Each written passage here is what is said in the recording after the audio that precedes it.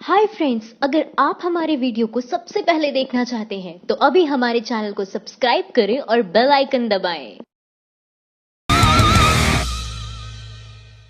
मोदी राज में बेरोजगारी ने तोड़े सारे रिकॉर्ड। अखिलेश बोले, ये बेरोजगार युवा ही बीजेपी को अगले चुनाव में बेरोजगार करेंगे। 45 सालों बाद आई भीषण बेरोजगारी पर तमाम नेताओं, पत्रकारों, बुद्धिजीवियों ने अपनी प्रतिक्रिया दी है।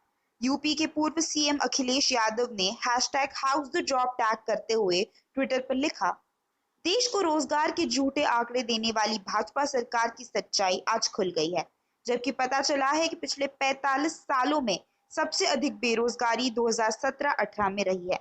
अब ये बेरोजगार युवा ही भाजपा को अगले चुनाव में बेरोजगार करेंगे। Hashtag house the jobs. दरअसल बिजनेस स्टैंडर्ड राष्ट्रीय नमूना सर्वेक्षण कार्यालय की पीएलएफएस की एक रिपोर्ट ने खुलासा किया है। इस रिपोर्ट के मुताबिक साल 2017-18 में बेरोजगारी दर पिछले 45 साल में सबसे ज्यादा थी। राष्ट्रीय सांख्यिकी आयोग ने इस रिपोर्ट को दिसंबर में ही मंजूरी दे दी थी, लेकिन सरकार ने रिपोर्ट को जारी नहीं किया। रिपोर्ट में कहा गया है कि साल 2017-18 में 6.50 करोड़ लोग बेरोजगार हुए, यानी उनकी नौकरियां छिन गई। देश में इतनी बेरोजगारी 45 साल पहले आई थी। सोमवार 28 जनवरी को सांख्यिकी आयोग के 2 सदस्यों ने भी इस्तीफा देते हुए सरकार पर यही आरोप लगाया था। सरकार के अंतरिम बजट से कुछ दिन पहले और लोकसभा चुनाव के कुछ महीने हुए इस खुलासे से बीजेपी को भारी नुकसान। रिकॉर्ड तोड़ बेरोजगारी पर बोले कन्हैया, रोजगार के मामले में सबसे कम नंबर लाकर भी गप्पू जी खुद को टॉपर बता रहे हैं। साल 2017-18 में बेरोजगारी का आलम ये रहा कि 6 करोड़ 50 लाख लोग बेरोजगार हो गए। मोदी सरकार में बेरोजगारी का आंकड़ा पिछले 45 सालों बाद सबसे ज्यादा रहा, यानी रिकॉर्ड तोड़ बेरोजगारी।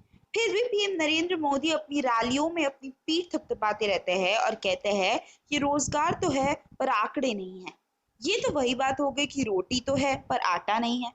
जेएनयू छात्र संघ के पूर्व अध्यक्ष कन्हैया कुमार ने भीषण बेरोजगारी पर पीएम मोदी को घेरते हुए लिखा, गप्पू जी जन कल्याण के तमाम मुद्दों पर फेल होने के बाद अपना रिजल्ट छुपाकर फर्जी एग्जाम वॉरियर बन जाते हैं और परीक्षा पर चर्चा भी कर लेते हैं। 1972 के बाद रोजगार के मामले में सबसे कम नंबर लाए हैं, लेकिन रिपोर्ट कार्ड छिपाकर रैलियों में खुद को टॉपर बता रहे हैं। Hashtag house the jobs. दरअसल बिजनेस स्टैंडर्ड राष्ट्रीय नमूना सर्वेक्षण कार्यालय की पीएलएफएस की एक रिपोर्ट ने खुलासा किया है।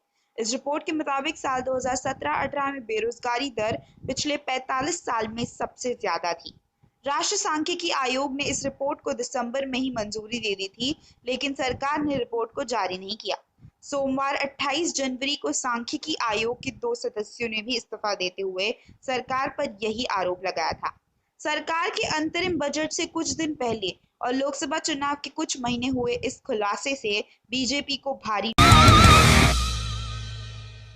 एबीवीपी के पूर्व उपाध्यक्ष का बड़ा खुलासा, कहा जेएनयू में पाकिस्तान जिंदाबाद के नारे लगाने वाले एबीवीपी कार्यकर्ता थे। जेएनयू केस में चौंका देने वाला खुलासा हुआ। बीजेपी की छात्र शाखा एबीवीपी के 2 पूर्व पदाधिकारियों ने जेएनयू नारेबाजी केस में सनसनीखेज खुलासा किया है। एबीवीपी के पूर्व उपाध्यक्ष जतीन गोरैया और पूर्व जॉइंट सेक्रेटरी प्रदीप नारवल ने दिल्ली में एक प्रेस कॉन्फ्रेंस कर कहा, एक चैनल के द्वारा दिखाया गया वो वीडियो जिसमें कुछ छात्र कथित रूप से पाकिस्तान जिंदाबाद के नारे लगा रहे हैं, असल में वो छात्र एबीवीपी के सदस्य है या उसको फॉलो करने वाले लोग हैं। एबीवीपी के दोनों पूर्व सदस्य बताते हैं कि हैदराबाद में दलित स्कॉलर रोहिता वेमुला की आत्महत्या को मीडिया की बहुत कवरेज मिल रही थी। इसी से ध्यान हटाने के लिए एबीवीपी ने प्लान के तहत इस घटना को अंजाम दिया।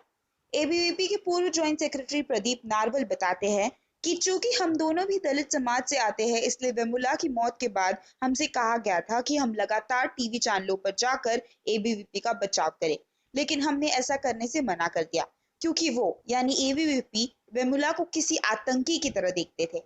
पुलिस ने जेएनयू केस में की है चार्जशीट। दिल्ली पुलिस ने हाल ही में कन्हैया कुमार समेत 10 लोगों पर जेएनयू में कथित देश विरोधी नारे लगाने के आरोप में चार्जशीट फाइल की है। ये मामला 3 साल पुराना है।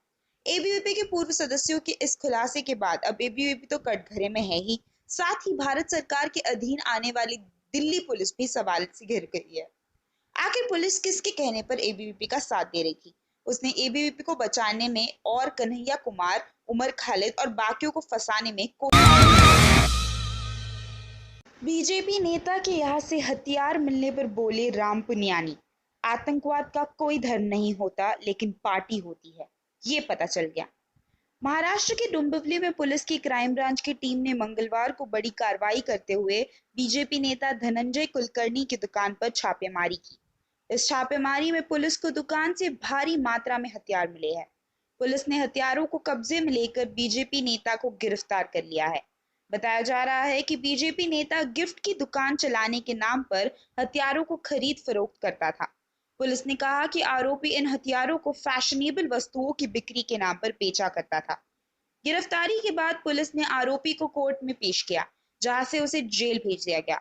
पुलिस ने आरोपी बीजेपी नेता की दुकान से जो हथियार बरामद किए हैं, उनमें 62 स्टील और पीतल धातु के फाइटर्स, 38 बटन चाकू, 25 चॉपर्स, 10 तलवारें, 9 कुर्की, 9 गुप्ती, 5 छुरा, 3 कुल्हाड़ी, 1 कोयता और 1 एयरगन है।